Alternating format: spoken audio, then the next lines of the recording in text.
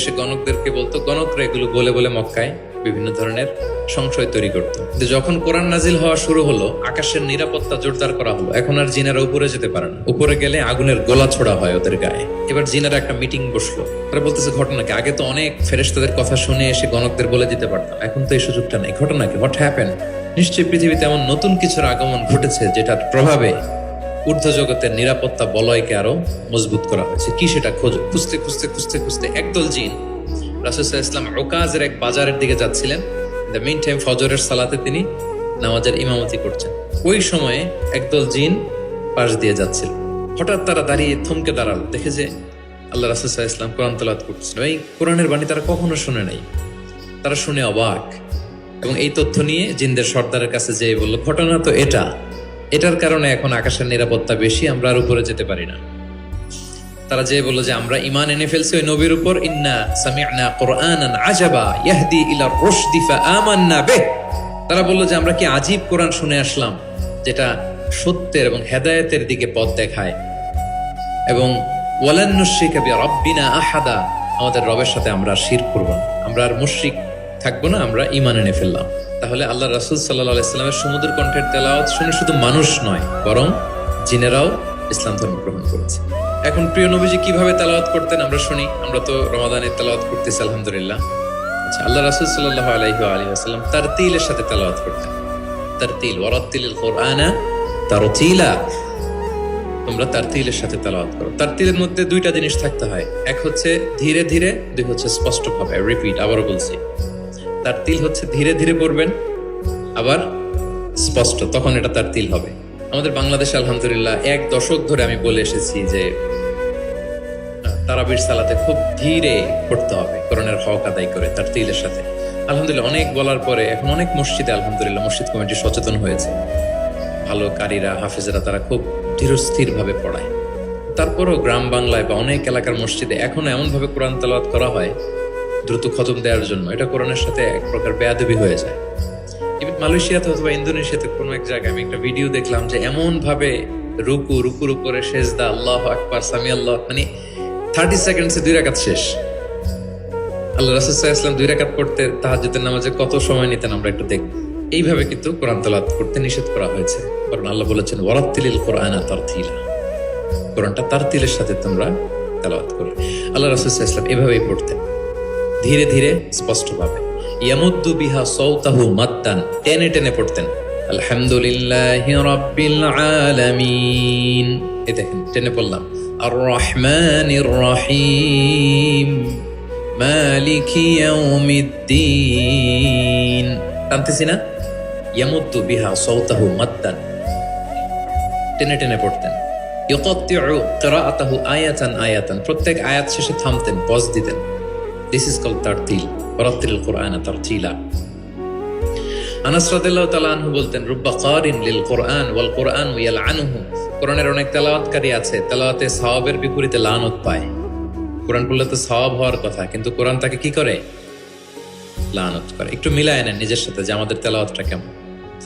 আচ্ছা, তাহলে রাসূল সাল্লাল্লাহু আলাইহি ওয়াসাল্লাম তারতিলের সাথে তেলাওয়াত করতেন। পাশাপাশি তিনি খুব সুমধুর এশার নামাজের ইমামতি করতেছেন। বারা ইবনে আসিব রাদিয়াল্লাহু তাআলা আনহু তিনি বলতেছেন, এবং তিনি বলেন, ফামা সামি'তু আহাদান আহসানা সাওতাম মিন, আমার জীবনে এত সুরেলা কণ্ঠের অধিকারী কোন মানুষের তেলাওয়াত আমার জীবনে আমি শুনি নাই। বারা ইবনে আসিব রাদিয়াল্লাহু তাআলা আনহু রাসূল সাল্লাল্লাহু আলাইহি ওয়াসাল্লামের একজন সাহাবী, তিনি বলেন, এশার নামাজে দেখলাম সূরা আত-তিন দিয়ে তিনি নামাজের ইমামতি করছেন, এত সুমধুর ছিল নবীজির কণ্ঠ, আমি আমার জীবনে এত সুমধুর কণ্ঠের তেলাওয়াত শুনিনি। না জানি প্রিয় নবীজি কত সুমধুর কণ্ঠে তেলাওয়াত করতেন, আমরা তো শুনতে পারি নাই। এবং রাসূল সাল্লাল্লাহু আলাইহি ওয়াসাল্লামের সুমধুর কণ্ঠের তেলাওয়াত শুনে মানুষ তো মুসলিম হয়েছেই, অনেক জিনও মুসলমান হয়েছে। অনেক জিন, মক্কার যারা গণক ছিল তারা জিন দিয়ে গণনার কাজ করত, জিনদেরকে উপরে পাঠাতো, ফেরেশতারা কি কনভারসেশন করে এগুলো শুনে আসতো, এগুলো এসে গণকদেরকে বলতো, গণকরা এগুলো বলে বলে মক্কায় বিভিন্ন ধরনের সংশয় তৈরি করত। কিন্তু যখন কোরআন নাজিল হওয়া শুরু হলো, আকাশের নিরাপত্তা জোরদার করা হলো, এখন আর জিনেরা উপরে যেতে পারে না। উপরে গেলে আগুনের গোলা ছোড়া হয় ওদের গায়ে। এবার জিনারা একটা মিটিং বসলো। তারা বলতেছে ঘটনা কি, আগে তো অনেক ফেরেশতাদের কথা শুনে এসে গণকদের বলে দিতে পারতাম, এখন তো এই সুযোগটা নেই। ঘটনা কি, হোয়াট হ্যাপেন? নিশ্চয়ই পৃথিবীতে এমন নতুন কিছুর আগমন ঘটেছে যেটার প্রভাবে ঊর্ধ্ব জগতের নিরাপত্তা বলয়কে আরো মজবুত করা হয়েছে। কি সেটা খোঁজো। খুঁজতে খুঁজতে খুঁজতে খুঁজতে একদল জিন রাসূল সাল্লাল্লাহু আলাইহি ওয়াসাল্লাম উকাজের এক বাজারের দিকে যাচ্ছিলেন। দ্য মিন টাইম ফজরের সালাতে তিনি নামাজের ইমামতি করছেন। ওই সময়ে একদল জিন পাশ দিয়ে যাচ্ছিল। হঠাৎ তারা দাঁড়িয়ে থমকে দাঁড়ালো, দেখে যে আল্লাহ রাসূল সাল্লাল্লাহু আলাইহি ওয়াসাল্লাম কোরআন তেলাওয়াত করতেছেন। এই কোরআনের বাণী তারা কখনো শুনে নাই। তারা শুনে অবাক, এবং এই তথ্য নিয়ে জিনদের সর্দারের কাছে যেয়ে বলল, ঘটনা তো এটার কারণে এখন আকাশের নিরাপত্তা বেশি, আমরা আর উপরে যেতে পারি না। তারা যেয়ে বলল যে আমরা ঈমান এনে ফেলছি ওই নবীর উপর। ইন্না সামি'না কুরআনান আজাবা ইয়াহদি ইলা রুশদি ফাআমান্না বিহ। তারা বলল যে আমরা কি আজীব কোরআন শুনে আসলাম, যেটা সত্যের এবং হেদায়েতের দিকে পথ দেখায়, এবং ওয়ালান নুশরিকা বিরাব্বিনা আহাদা, আসুম নিষ্পাপ। তারপরে আপনি রাত জেগে এত কষ্ট কেন করেন? আল্লাহ রাসূল সাল্লাল্লাহু আলাইহি ওয়াসাল্লাম বলেছেন, আফালা উহিব্বু আন আকুনা আবদান শাকুরা। আয়েশা, আমি কি শুকরগুজার বান্দা হব না? আমার আল্লাহ আমাকে ক্ষমার ঘোষণা দিয়েছে, ঠিক আছে, কিন্তু আমি কি শুকরগুজার হব না? আমার রোলটা তো আমি প্লে করব, আমার সর্বোচ্চ তো উজাড় করে আমি আমার রবের সামনে পেশ করব। মাঝরাতে তিনি দীর্ঘ সময় দাঁড়িয়ে তেলাওয়াত করতেন, পা ফুলে যেত। মাঝে মাঝে একটি আয়াত পরে থামতেন, সে আয়াত নিয়ে ভাবতেন, কাঁদতেন, বারবার কাঁদতেন, পড়তেন, তার দাড়ি ভিজে যেত। প্রতিটি আয়াত তিনি অনুভব করতেন হৃদয়ে দিয়ে, তার হৃদয়কে নাড়া দিত। এভাবে তিনি তেলাওয়াত করতেন। এক সাহাবী বর্ণনা করেন, একবার আল্লাহ রাসূল সাল্লাল্লাহু আলাইহি ওয়াসাল্লামকে আমি রাতের সালাতে দেখলাম, এমন ভাবে তিনি কাঁদছেন, ওয়ালি জাওফিহি আযীরুন কাআযীরিল মিরজালি মিনাল বুকা। গরম পানি ফুটাতে দিলে ড্যাগের ভেতরে গরম পানির যেরকম টকবকে উতলে ওঠার একটা শব্দ, এরকম উতলে ডুকরে ডুকরে কান্নার একটা শব্দ শুনতে পেলাম। এভাবে তিনি কাঁদছেন। যেদিন বদরের যুদ্ধ, তার আগের রাতে আলী রাদিয়াল্লাহু তাআলা আনহু বলেন, সেনাবাহিনীর ছাউনির মধ্যে সব সাহাবারা, 313 জন সাহাবা, সবাই রাতে ঘুমাচ্ছে একটু এনার্জি নেওয়ার জন্য, সকালে যুদ্ধ শুরু হবে। কিন্তু আমি দেখলাম সবাইকে ঘুম পাড়িয়ে আল্লাহ রাসূল সাল্লাল্লাহু আলাইহি ওয়াসাল্লাম নামাজে দাঁড়িয়ে কাঁদছেন। সব সাহাবারা ঘুমিয়ে আছে, কিন্তু আমি খেয়াল করে দেখি যে রাসূল সাল্লাল্লাহু আলাইহি ওয়াসাল্লাম ঘুমান নেই। গাছের নিচে দাঁড়িয়ে তিনি সারা রাত ব্যাপী কান্না করছেন আর তেলাওয়াত করছেন। এভাবে তিনি কোরআনকে ফিল করতেন। আমাদের আয়েশা বলেন, রাতে এত কাঁদতেন মাঝে মাঝে তেলাওয়াত করতে করতে, হাত্তা বাল্লা হাজারা, জামা ভিজে যেত, হাত্তা বাল্লা লিহিয়াতা, দাড়ি ভিজে যেত, হাত্তা বাল্লাল আরদা, যেখানে সেজদা দিতেন জমিন ভিজিয়ে দিতেন কাঁদতে কাঁদতে। এবং রাতের সালাতে দীর্ঘ তেলাওয়াত করতেন। কিন্তু জামাতের নামাজ আবার অপেক্ষাকৃত সংক্ষিপ্ত করতেন, এটা সুন্নাহ। কারণ জামাতের নামাজ তো আমি একা পড়ছি না, আমার পেছনে অসুস্থ, বয়স্ক, সিনিয়র সিটিজেন, মুসাফির, ট্রাভেলার অনেকে থাকতে পারে। জামাতের সুযোগ পেলে আপনি শর্টকাট করবেন, মিনিমাম স্ট্যান্ডার্ডে শেষ করে দেবেন। কিন্তু একা যখন নামাজের সুযোগ পাবেন, আপনার নফল নামাজ, আপনার কিয়ামুল লাইল, তখন কি করবেন? ফালিউ তাওবিল মাশা, যত লম্বা মনে চায়। আমরা ভুল করি অনেকে, একা একা নামাজ পড়ার সময় তাড়াহুড়ো করে ফেলি। ইমামতির সুযোগ পাইছি তখন বিশাল লম্বা কেরাত, অপোজিট, মানে ভুল করে ফেলছি আমরা। এটা করব না। আমার এই ছোট্ট ভিডিওটা আমি আমার সোশ্যাল মিডিয়া হ্যান্ডেলে শেয়ার করেছিলাম। দেখলাম যে বাংলাদেশে শিক্ষিত সচেতন লোকজন অনেক অ্যাপ্রিসিয়েট করেছে। অনেক সময় এমন হয় যে প্রচন্ড রোদ, জুমার সালাতে 5 তলা মসজিদ ভরে বারান্দা, রাস্তার মধ্যে। আমার অনেক সময় এমন হয়েছে যে সফরে আমি ফ্লাইট ধরবো, রাস্তায় জুমাতে আমি অংশগ্রহণ করেছি। প্রচন্ড রৌদ্র, দাঁড়ানো যায় না, আবার ঝড় বৃষ্টি। এতগুলো মানুষ যে এখানে নামাজ পড়বে, এখানে যদি আপনি লম্বা কেরাত করেন তাহলে তো কষ্ট হয়ে যাবে মানুষের। একবার আল্লাহ রাসূল সাল্লাল্লাহু আলাইহি ওয়াসাল্লাম নামাজ একটু বেশি ছোট করে ফেললেন, সংক্ষিপ্ত করে। সাহাবারা বললেন, ইয়া রাসূলুল্লাহ, এত তাড়াতাড়ি নামাজ শেষ করলেন, এত তাড়াতাড়ি তো করতে দেখি না। তখন রাসূল সাল্লাল্লাহু আলাইহি ওয়াসাল্লাম বললেন, আমি যখন নামাজে ছিলাম, উইমেন প্রেয়ার্স এরিয়া, যেটা মানে মদিনার নারীরা তো পেছনে দাঁড়াতো, তিনি বললেন ওখান থেকে আমি একটা ছোট্ট বাচ্চার কান্নার আওয়াজ শুনতে পেলাম। আমার মনে হচ্ছিল এই বাচ্চাটাকে সামলাতে বাচ্চাটার মায়ের বড্ড কষ্ট হয়ে যাচ্ছে, ওই মায়ের যাতে একটু কষ্ট কম হয় এজন্য নামাজটা আমি একটু শর্ট করে দিয়েছি। দেখেন, মানে অন্যের প্রতি সহানুভূতি এটা আমাদের মধ্যে নাই, যে আমার ভাইয়ের একটু সুবিধা হোক, আমার বোনদের একটু সুবিধা হোক, আমার কমিউনিটির একটু সুবিধা হোক, এইটা আমরা ফিল করি না। তিনি যখন একা সালাত পড়তেন অনেক লম্বা, কিন্তু জামাতের সালাতে তিনি সংক্ষিপ্ত সালাত আদায় করতেন। কত লম্বা! হুযাইফা ইবনুল ইয়ামান রাদিয়াল্লাহু তাআলা আনহু, নাম শুনেছেন ওনার? হুযাইফা মদিনার গোয়েন্দা বিভাগের প্রধান ছিলেন, হেড অফ ডিটেকটিভ ব্রাঞ্চ, আল্লাহ রাসূল সাল্লাল্লাহু আলাইহি ওয়াসাল্লামের গোয়েন্দা বিভাগের প্রধান। উনি এমন কিছু কথা কাউকে বলতেন না, কিন্তু শুধু হুযাইফাকে বলতেন। মদিনায় মোট কতজন মুনাফিক ছিল আল্লাহ রাসূল সাল্লাল্লাহু আলাইহি ওয়াসাল্লাম জানতেন, কাউকে বলেননি, শুধু হুযাইফাকে বলেছিলেন। এজন্য ওমরে ফারুক রাদিয়াল্লাহু তাআলা আনহু যখন খলিফা, তিনি যখন দেখতেন কেউ মারা যেত, হুট করে ইমামতি করতে যেতেন না, আগে দেখতেন যে ওই কাতারে হুযাইফা আছে কিনা। যদি দেখতেন যে হুযাইফা আছে, উনি ইমামতি করতেন। হুযাইফাকে এদিকে না দেখলে অন্য কাউকে দায়িত্ব দিয়ে দিতেন। এবং ওমরে ফারুক রাদিয়াল্লাহু তাআলা আনহু এত মুত্তাকি সাহাবী ছিলেন, একবার হুযাইফা ইবনুল ইয়ামানের কাছে যেয়ে বলে যে, হুযাইফা, আমি তো জানি না মদিনাতে কতজন মুনাফিক ছিল, এর নামগুলো তো রাসূল তোমাকে বলেছে, তুমি একটু আমাকে বলো যে আমি ওমরের নামটা আবার ওই লিস্টে আছে কিনা। আমার ভয় হয় যে আমি আবার মুনাফিকদের ভেতরে ঢুকে গেলাম কিনা। হুযাইফা ইবনুল ইয়ামান বললেন, আমিরুল মুমিনিন, আপনি কি বলেন? আল্লাহ রাসূল সাল্লাল্লাহু আলাইহি সাল্লাম তো বলেছেন যে আপনি কোন রাস্তা দিয়ে যদি হাঁটেন, শয়তান যদি ওই রাস্তা দিয়ে আসে, আপনাকে দেখলে শয়তান ওই রাস্তা রেখে দিয়ে অন্য রাস্তা দিয়ে হাঁটে।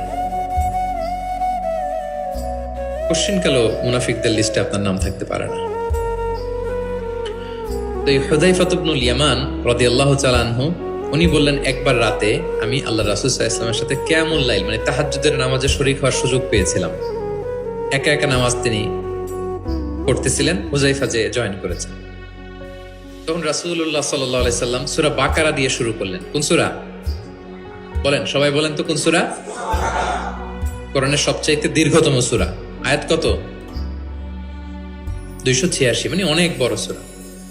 তো উনি শরীক হলেন, শরীক হওয়ার পরে আল্লাহ রাসূল সাল্লাল্লাহু আলাইহি সাল্লাম সূরা বাকারা দিয়ে শুরু করলেন। তো উনি ভাবলেন মনে হয় 100 আয়াত যাওয়ার পরে রাসূল সাল্লাল্লাহু আলাইহি সাল্লাম রুকুতে যাবেন। কত আয়াত যাওয়ার পরে? 100 আয়াত গেল, যায় না রুকুতে। 200 আয়াত গেল, তাও যায় না রুকুতে। 286 আয়াত শেষ, মানে সূরা বাকারাই, তাও রুকুতে যায় না। এরপরে রাসূল সাল্লাল্লাহু আলাইহি ওয়াসাল্লাম সূরা আলী ইমরান শুরু করেছেন, ওইটাও শেষ। এরপর রাসূল সাল্লাল্লাহু আলাইহি ওয়াসাল্লাম সূরা নিসা শুরু করেছেন। Could you imagine that? আপনি চিন্তা করতে পারেন? তার মানে এক এক রাকাতে উনি 2 থেকে 3 ঘন্টা, মাঝে মাঝে এমন হয়েছে 2 রাকাতে সারা রাত শেষ কভার করে দিয়েছেন। এবং হুযাইফা বলেন, আমার কাছে মনে হলো যতক্ষণ তিনি দাঁড়িয়ে তেলাওয়াত করছিলেন ঠিক ততক্ষণ আবার রুকুতে ছিলেন, যতক্ষণ রুকুতে ছিলেন ঠিক ততক্ষণ আবার সিজদায় লুটিয়েছিলেন। 2 রাকাতে পুরো রাত তিনি শেষ করে দিয়েছেন। তাহলে রাতের সালাতে তিনি দীর্ঘ তেলাওয়াত করতেন। সব সময় তিনি তেলাওয়াত মুখর সময় কাটাতেন, দাঁড়িয়ে, বসে, শুয়ে, হাঁটা অবস্থায়, আরোহী অবস্থায়, সব সময়। অজু থাকা অবস্থায়, অজু না থাকা অবস্থায়। অজু চলে গেলেই রাসূল সাল্লাল্লাহু আলাইহি ওয়াসাল্লাম সাথে সাথে অজু করে ফেলতেন, কিন্তু অজু নেই ওই অবস্থায়ও তিনি কোরআন তেলাওয়াত করেছেন। ইবনুল কাইয়িম আল জাওজিয়া যাতুল মাআদ ফি হাদি খায়রিল ইবাদ, একটা বিখ্যাত সিরাত গ্রন্থে তিনি বলেন, লাম ইয়াকুন ইয়ামনাহু মিন কিরাআতিহি ইল্লাল জানাবা। গোসল ফরজ হয় যেই পরিস্থিতিতে, ওই পরিস্থিতি ছাড়া কোনো কিছু রাসূল সাল্লাল্লাহু আলাইহি ওয়াসাল্লামকে কোরআন তেলাওয়াত থেকে বিরত রাখতে পারত না। মানে গোসল ফরজ হয় কোন কারণে আপনারা তো জানেন। এরকম পরিস্থিতি হলে তিনি শুধু তেলাওয়াত করতেন। এছাড়া দাঁড়িয়ে, বসে, হাঁটছেন, আরোহণ করেছেন, অজু আছে কিংবা অজু নেই, সবসময় তিনি কোরআন তেলাওয়াত করতেন। মুআবিয়া ইবনে কুররা রাদিয়াল্লাহু তাআলা আনহু বর্ণনা করেন যে আব্দুল্লাহ ইবনে মুগাফফাল তিনি বলেন, একবার আমি রাসূল সাল্লাল্লাহু আলাইহি ওয়াসাল্লামকে দেখলাম যে তিনি উটের উপর চড়ে মক্কা বিজয়ের দিন উট হাঁকাচ্ছেন, উটের উপর বসা। তখন তিনি সূরা ফাতহ তেলাওয়াত করছেন, ইন্না ফাতাহনা লাকা ফাতহাম মুবিনা লিয়াগফিরা লাকাল্লাহু মা তাকদ্দামা মিন যামবিকা ওয়া মা তাআখার। তিনি বলেন যে আমি নিজে 8ম হিজরিতে মক্কা বিজয়ের দিন দেখলাম তিনি উট ঢাকাচ্ছেন আর পড়তেছেন ইন্না ফাতাহনা লাকা ফাতহাম মুবিনা, সূরা ফাতহ তেলাওয়াত করতেছেন। সুবহানাল্লাহ। তার মানে দাঁড়িয়ে, বসে। অনেকে আমাদেরকে প্রশ্ন করে যে হুজুর শুয়ে শুয়ে কোরআন তেলাওয়াত করা যাবে? মানুষের মনে প্রশ্ন থাকে অনেক। তারপর বলে অজু ছাড়া কি কোরআন তেলাওয়াত করা যাবে মুখস্থ? অনেক প্রশ্নের সম্মুখীন হয়েছে আমি এটা। তার মানে আল্লাহ রাসূল সাল্লাল্লাহু আলাইহি ওয়াসাল্লামের জীবনী থেকে তো আপনি বুঝতে পারলেন যে কোনো কিছু আপনারা আটকাইতে পারবে কোরআন তেলাওয়াত থেকে, এক্সেপ্ট আপনার গোসল ফরজ হয়েছে, তখন পড়বেন না। গোসলটা করে তারপরে পড়বেন। নিজ গৃহে তিনি তেলাওয়াত করতেন। আমরা অনেক সময় শুধু মসজিদে গেলেই কোরআনটা খুলে পড়ি, ঘরে আর পড়ি না। না, ঘরে পড়বেন। তিনি বলেছেন লা তাজআলু বুয়ুতাকুম মাকাবিরা, তোমাদের ঘরগুলোকে কবর বানায় রেখো না। কবরের মধ্যে তো কোনো আমল হয় না, মৃত মানুষ শুয়ে থাকে, পড়ে থাকে, আমল নাই, জিকির নাই, তেলাওয়াত নাই। তো ঘরগুলোকে কবর বানিও না। ফাইন্না শাইতানা ইয়ানফিরু মিনাল বাইতিল্লাযী তুকরাউ ফীহি সূরাতুল বাকারা, যে ঘরে সূরা বাকারা তেলাওয়াত করা হয় ওই ঘর থেকে শয়তান দৌড়ে পালায়। অনেক ঘরে শয়তান ডিস্টার্ব করে, শয়তানের জিনের আসর হয়। অনেক অনেক ফ্যামিলিতে আমাদের কাছে আসে জাদু টোনা, বান, ব্ল্যাক ম্যাজিক, কালো জাদুর যে সমস্যা। আপনি সূরা বাকারা পড়বেন, আল্লাহ তাআলা আপনাকে প্রোটেক্টেড রাখবেন। আপনাদের পরিচিতদের মধ্যে থেকে এরকম ঘটনা শুনছেন না যে ব্ল্যাক ম্যাজিকে আক্রান্ত? কোন সূরা পড়বেন? যারা খুব বেশি আক্রান্ত, অল্প সাউন্ডে সূরা বাকারাটা চালিয়ে ঘুমিয়ে পড়বেন, সারা রাত যেন তেলাওয়াত চলে। কোনো ব্ল্যাক ম্যাজিক আপনার ক্ষতি করতে পারবেন না ইনশাআল্লাহ। অল্প সাউন্ডে MP3 করে কি করবেন? চালিয়ে রাখবেন। সূরা বাকারাকে খুব গুরুত্বের সাথে পড়তে বলেছেন আল্লাহ রাসূল সাল্লাল্লাহু আলাইহি ওয়াসাল্লাম। তিনি বলেছেন ইকরাউ সূরাতাল বাকারা ফাইন্না আখযাহা বারাকা ওয়া তারকাহা হাসারা ওয়া লা ইস্তাতিউহাল বাতালা, যে এটা পড়বে বরকত পাবে, যে পড়বে না সে আফসোস করবে। আর যে এটা আত্মস্থ করবে পড়বে, ওয়ালা তাস্তাতিউহাল বাতালা ইয়ানি আস-সাহারা, ম্যাজিশিয়ান, কোন ম্যাজিশিয়ানের ম্যাজিক তার উপর কাজ করবে না, কোন ব্ল্যাক ম্যাজিক তার কাছে কিছুই করতে পারবে না। এজন্য ঘরে ঘরে কোন সূরা? সূরা বাকারা। এই বাকারার মধ্যে একটা স্পেশাল আয়াত আছে, 255 নম্বর আয়াত, যেটাকে বলা হয় আয়াতুল কুরসি। এটা রেগুলার পড়বেন প্রত্যেক ফরজ সালাতের পরে। মান ক্বারা আয়াতাল কুরসি দুবরা কুল্লি সালাতিন মাকতুবাতিন লাম ইয়ামনাহু মিন দুখুলিল জান্নাতি ইল্লাল মাউত। প্রত্যেক ফরজ সালাতের পরে যে ব্যক্তি আয়াতুল কুরসি তেলাওয়াত করবে, ওই ব্যক্তির জান্নাতে প্রবেশের ক্ষেত্রে আর কোনো বাধা থাকে না, একটা জিনিস ছাড়া, মৃত্যু। লোকটা মরে না তাই জান্নাতে যায় না, মরলেই জান্নাতি। প্রত্যেক ফরজ সালাতের পরেই আপনারা পড়বেন।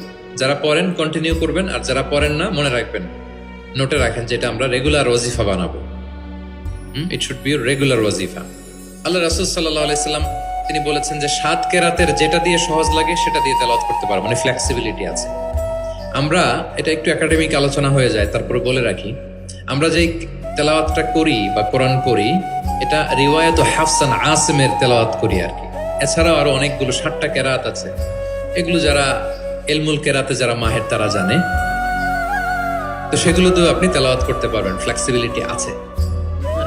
এটার পরে আরেকটা বিখ্যাত কেরাত আছে ওয়ারশের কেরাত, রিওয়ায়াত ওয়ারশান নাফিআ, এরকম কুম্বুলের কেরাত আছে, এরকম অনেকগুলো কেরাত আছে।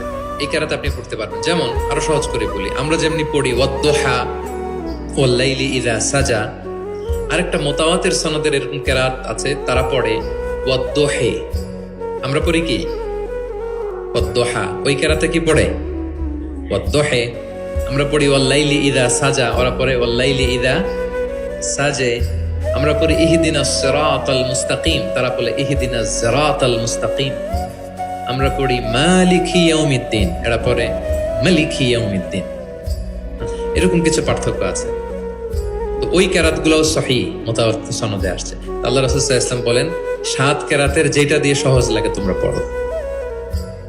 যেমন বাংলা ভাষা একটার মধ্যে আঞ্চলিকতা আছে না, নোয়াখালীর এরাও বাংলা বলে কিন্তু একটু ভিন্ন, সিলেটের ভাইরা একটু ভিন্ন, চট্টগ্রামের এরা বাংলাইতে বলে নাকি, চট্টগ্রামের লোকেরা কোন ভাষায় কথা বলে? ফার্সিতে, বাংলা, কিন্তু আপনি হয়তো বুঝবেন না, এমন এমন শব্দ আপনি বুঝবেন না, কিন্তু তারা প্রত্যেকেই বাংলা বলে। তো একই আরবির মধ্যেও অনেক আঞ্চলিকতা আছে। এই 7টা আঞ্চলিকতায় কোরআন নাজিল হয়েছে। রাসূল সাল্লাল্লাহু আলাইহি ওয়াসাল্লাম বলেন যেটা সহজ লাগে পড়ো। একবার হিশাম বিন হাকিম বিন হিজাম, উনি একবার সূরা ফুরকান পড়তেছেন এমন একটা কেরাতে, যেই কেরাত ওমর রাদিয়াল্লাহু তাআলা আনহু শুনেন নাই। উনি তো আবার খুব রাগী ছিলেন, ইসলামের কোন রুল ভায়োলেট হয়েছে দেখলে তাৎক্ষণিক অ্যাকশন নিতেন, ডাইরেক্ট অ্যাকশন। তো উনি ভাবছে যে কোরআনকে বোধহয় সে বিকৃত করে পড়ছে, এই কেরাতটা ওনার আবার জানা ছিল না। উনি ধরে চাদর ধরে টেনে হিচড়ে রাসূল সাল্লাল্লাহু আলাইহি ওয়াসাল্লামের কাছে নিয়ে আসছে, বলছে ইয়া রাসূলুল্লাহ দেখেন কিভাবে কোরআনকে বিকৃত করে। আল্লাহ রাসূল সাল্লাল্লাহু আলাইহি ওয়াসাল্লাম বললেন ওমর শান্ত হও, আগে তাকে ছাড়ো। ওরা ছাড়লেন। রাসূলুল্লাহ বললেন আরসিলহু ইকরা, এই ওমর রাখো, ছাড়ো, আচ্ছা পড়ো, কিভাবে পড়ছো। তো হিশাম বিন হাকিম বিন হিজাম তেলাওয়াত করে শোনালেন সূরা ফুরকান। রাসূলুল্লাহ বললেন হাকাযা উনসিলাত, কোরআন তো এভাবেও নাজিল হয়েছে। আচ্ছা ওমর তুমি কিভাবে জানো? ওমর রাদিয়াল্লাহু তাআলা আনহু বললেন ইয়া রাসূল আপনি তো আমাদেরকে এইভাবে শিখিয়েছেন। তখন রাসূলুল্লাহ বললেন ওয়া হাকাযা উনসিলাত, এভাবেও নাজিল হয়েছে। উনজিলাল কুরআনু আলা সাবআতি আহরুফ, আরবি ভাষা 7টা ডায়ালেক্টে, 7 ডায়ালেক্টে কোরআন নাজিল হয়েছে। ফাকরাউ মা তায়াসসারা মিন, যেটা দিয়ে সহজ লাগে। দোহা পড়লেও হবে, দোহে পড়লেও হবে, হ্যাঁ সবটাই পড়তে পারবে, দোহাও হবে, দোহেও হবে। আল্লাহ রাসূল সাল্লাল্লাহু আলাইহি ওয়াসাল্লাম অন্যকে কোরআন তেলাওয়াত শোনাতেন। উবাই ইবনে কাব রাদিয়াল্লাহু তাআলা আনহুকে বললেন ইন্নাল্লাহা আমারানি আন আকরা আলাইকাল কুরআন, হে উবাই আল্লাহ তাআলা আমাকে আদেশ করেছেন আমি নবী যেন তোমার কাছে কোরআন শোনাই। উবাই ইবনে কাব বললেন আল্লাহু সাম্মানি, নবীজি আপনি বলেন কি আল্লাহ আমার নাম ধরে বলছে? খুশিতে বাকবাকুম, আনন্দে আত্মহারা, শিহরিত। ইয়া রাসূলুল্লাহ আমি উবাইয়ের নামটা ধরে আল্লাহ বলছেন? আল্লাহ রাসূল সাল্লাল্লাহু আলাইহি ওয়াসাল্লাম বললেন নাম, তোমার নাম ধরে বলেছেন। আল্লাহ তাআলা আমাকে বলেছেন আমি যেন সূরা বাইয়িনা লাম ইয়াকুনিল্লাযীনা কাফারু, এই সূরাটা যেন আমি তোমার সামনে শোনাই। ফাযারাফাত আইনাহু, তিনি কাঁদতে আরম্ভ করলেন শুনে। কারণ ওনার নাম ধরে যদি আল্লাহ তাআলা বলেন এটা ওনার জন্য কত বড় প্রেস্টিজিয়াস এবং সৌভাগ্যের একটা ব্যাপার। তাহলে অন্যকে কোরআন শোনান। আচ্ছা আবার আল্লাহ রাসূল সাল্লাল্লাহু আলাইহি ওয়াসাল্লাম মাঝে মাঝে অন্যদের থেকে শুনতেন, অন্যের কণ্ঠে কোরআন শোনারও একটা আনন্দ আছে। কি বলেন? ইবনে মাসউদ রাদিয়াল্লাহু তাআলা আনহুকে একবার বললেন ইকরা, ইবনে মাসউদ একটু কোরআন তেলাওয়াত করো তো।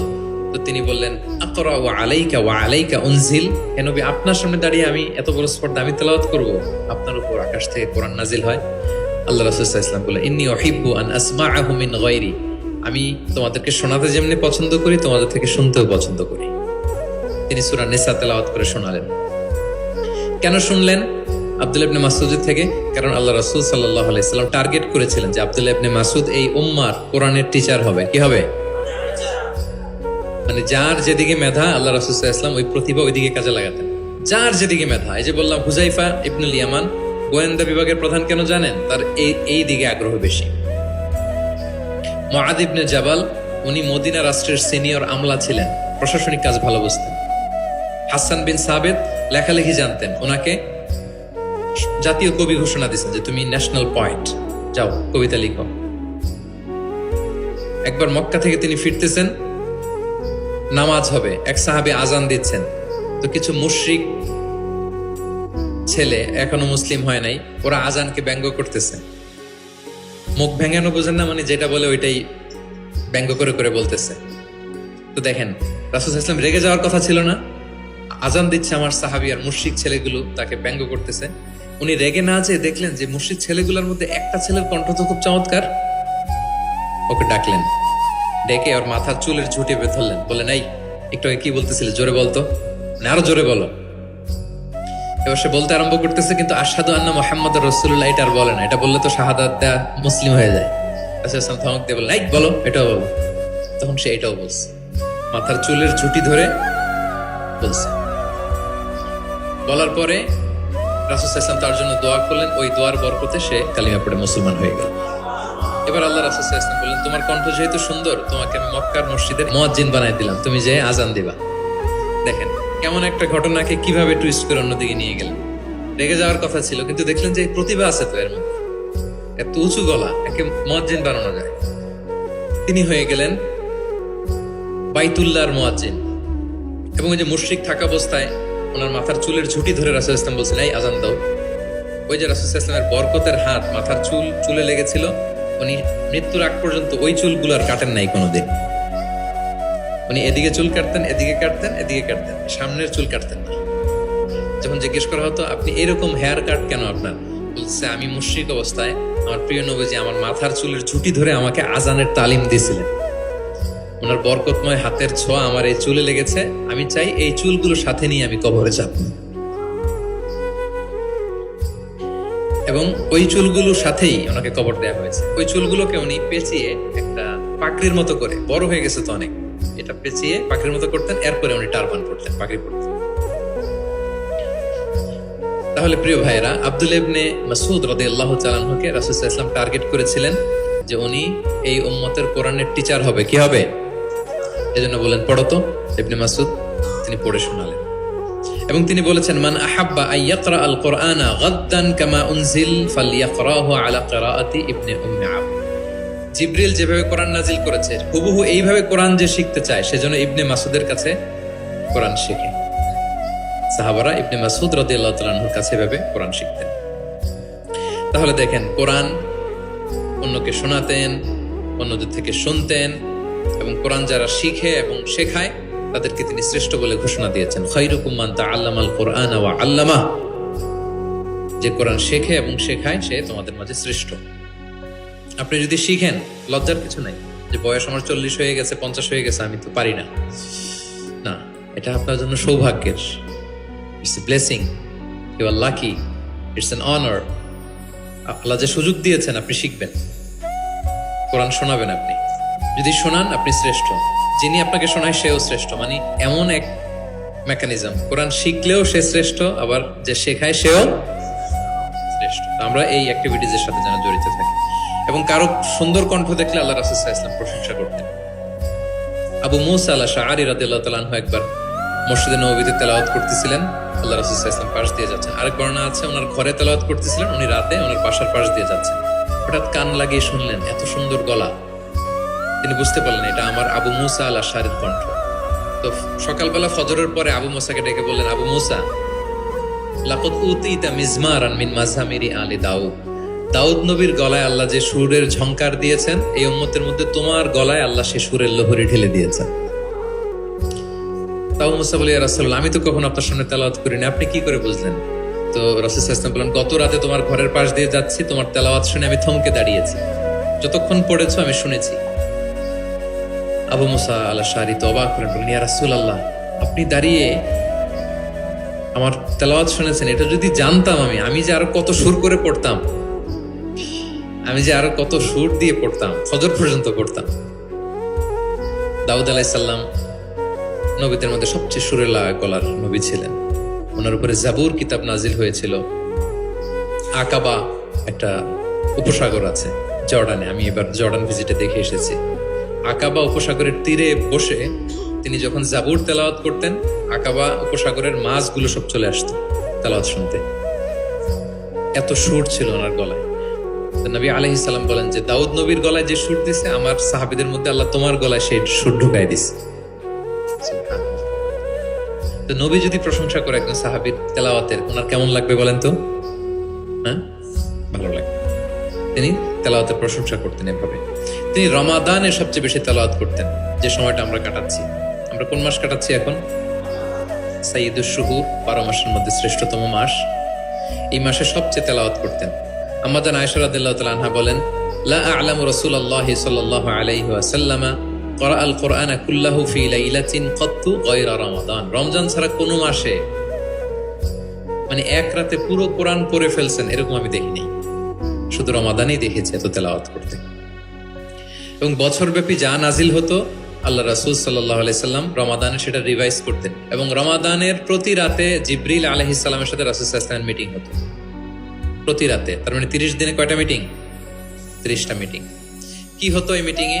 সারা বছর যা নাজিল হয়েছে রাসূল সাল্লাল্লাহু আলাইহি ওয়াসাল্লাম জিবরিল আলাইহিস সালামকে সেটা শোনান, আবার জিবরিল আলাইহিস সালাম রাসূল সাল্লাল্লাহু আলাইহি ওয়াসাল্লামকে শোনান, দুই পক্ষ থেকে।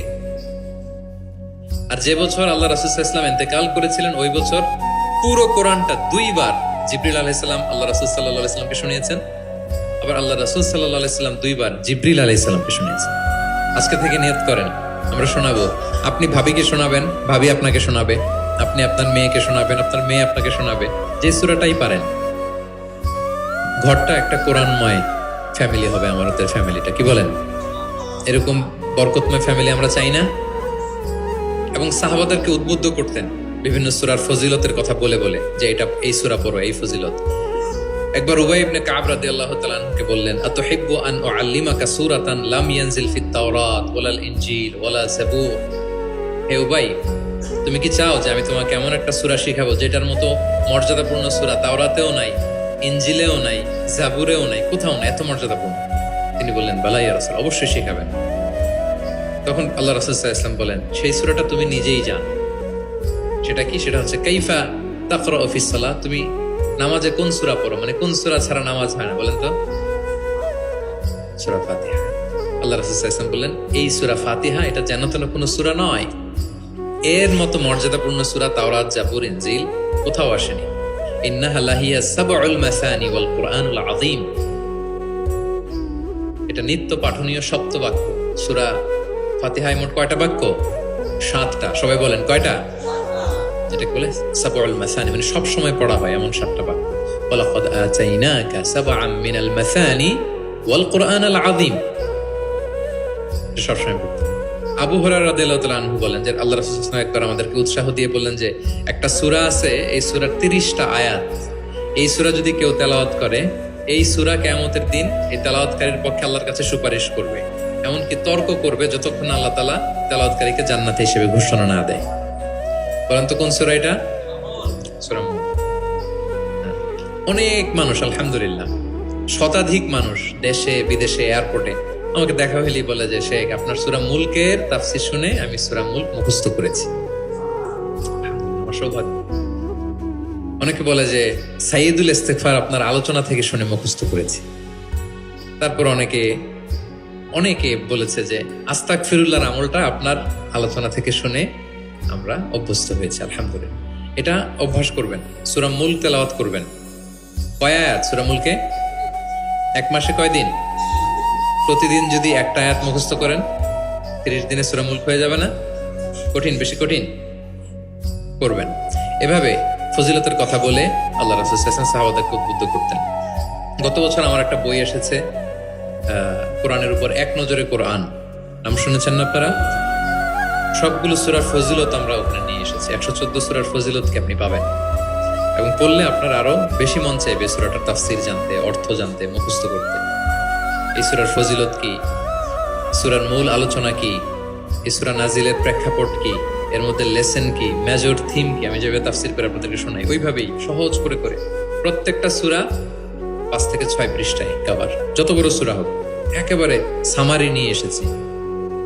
যাদের সংগ্রহে আছে এই রমাদানে পড়বেন, খুব সহজ মনে হবে। যে সূরাটার অনুবাদ করতে মনে চায় আগে এক নজরে কোরআন থেকে একবার রিভাইজ দিয়ে নেবেন, অনুবাদটা সহজ মনে। যে সূরাটার তাফসীর জানতে মনে চায় আগে এক নজরে কোরআন থেকে একবার পড়ে নেবেন, একেবারে ক্রিস্টাল ক্লিয়ার, সহজ হয়ে যাবে। দাজ্জালের ফিতনা থেকে বাঁচতে আল্লাহ রাসূল সাল্লাল্লাহু আলাইহি ওয়াসাল্লাম সূরা কাহাফের প্রথম 10 আয়াত মুখস্থ করতে বলেছেন। আল্লাহ রাসূল সাল্লাল্লাহু আলাইহি ওয়াসাল্লাম ইরশাদ করেন, মান হাফিদা 10 আয়াতিন মিন আউয়ালি সূরাতিল কাহফি উসিমা মিন ফিতনাতিদ দাজ্জাল। যে সূরা কাহাফের প্রথম 10 আয়াত মুখস্থ করবে সে দাজ্জালের ফিতনা থেকে মুক্ত থাকবে ইনশাআল্লাহ। মুখস্থ করবেন সূরা কাহাফের প্রথম কয় আয়াত? 10 আয়াত। আল্লাহ রাসূল সাল্লাল্লাহু আলাইহি ওয়াসাল্লাম কোরআনের ব্যাখ্যা করতেন, নিজেই কোরআনের ব্যাখ্যা করতেন, কারণ তার উপরই তো কোরআন নাজিল হয়েছে, তিনিই সবচেয়ে বড় মুফাসসির। আল্লাহ রাসূল সাল্লাল্লাহু আলাইহি ওয়াসাল্লামের চেয়ে বেশি কোরআনের ব্যাখ্যা আর কি কেউ জানে? ব্যাখ্যা করতেন। একবার তিনি আল্লাযীনা আমানু ওয়া লাম ইয়ালবিসু ঈমানাহুম বিযুলমিন উলাইকা লাহুমুল আমনু ওয়া হুম মুহতাদুন, আর ঈমানের সাথে জুলুমকে মেশায়নি, তাদের জন্য আছে নিরাপত্তা এবং হেদায়েত। সাহাবারা অবাক হলেন যে ইয়া রাসূলুল্লাহ, আমাদের মধ্যে এরকম কে আছে যে ঈমানের সাথে জুলুম মিশায় নাই, মানে ঈমান আনার পরে কোনো পাপ করি নাই, কম বেশি পাপ তো আমাদের হয়েছে, জুলুম তো হয়েছে, তাহলে আমরা কি নিরাপত্তা হেদায়েত পাবো না? তো রাসূল সাল্লাল্লাহু আলাইহি ওয়াসাল্লাম বললেন যে এই জুলুম দ্বারা ওই জুলুম উদ্দেশ্য না, এই জুলুম দ্বারা উদ্দেশ্য হচ্ছে শিরক।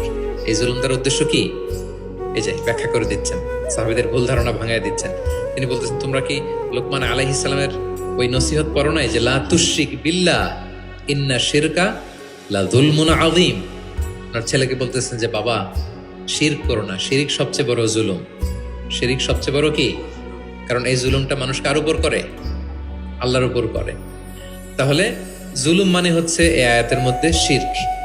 তাহলে স্বয়ং রাসূলুল্লাহ সাল্লাল্লাহু আলাইহি ওয়াসাল্লাম নিজে ব্যাখ্যা করে দিয়েছেন, সাহাবারা ওনারা ক্লিয়ার হয়ে গেলেন। কোরআনে যারা অধিক পারদর্শী তাদেরকে রাসূল সাল্লাল্লাহু আলাইহি ওয়াসাল্লাম প্রায়োরিটি দিতেন। কি দিতেন? প্রায়োরিটি। আল্লাহ রাসূল সাল্লাল্লাহু আলাইহি ওয়াসাল্লাম বলেছেন, ইয়া উম্মুল কওমা আকরাউহুম লিকিতাবিল্লাহ। একসাথে ধরেন যে অনেকে হয়েছেন, তো ইমামতি করবে কে?